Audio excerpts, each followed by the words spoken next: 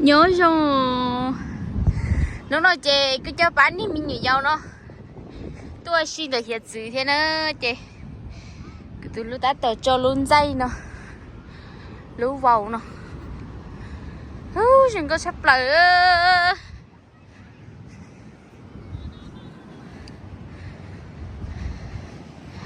lúc nói chè chẳng tôi cố nhà nó tôi cho chè chỉ nói vậy ta tổ ok rồi tụi mình tú nó hi cái quá chiều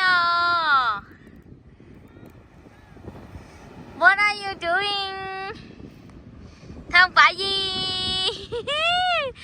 tụi em nó mà nhẹ cho ăn nó chấp lời liền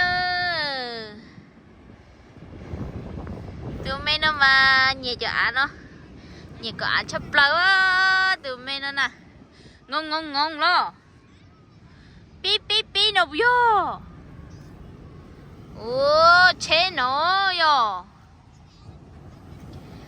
tôi tưởng nó về chỗ mua có đê giống nhà nó. Chị từ mấy nó là có đê ơi yo. Nè, lúc nè. Chị chào mua nha. Wow. Lấy cho sao mua có to.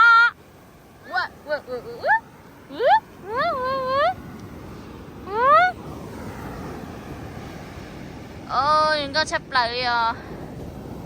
Ồ.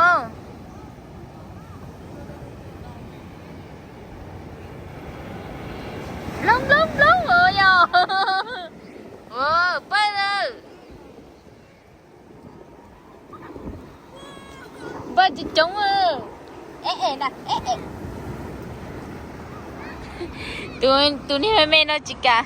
Từ lâu nó chân chạy đeo. chị lo khơi à về nó xưa lấy cho xong một hồi to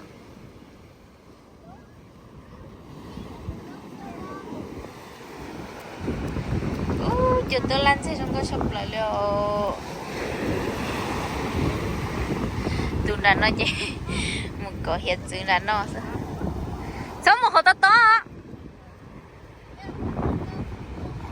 ha chưa có một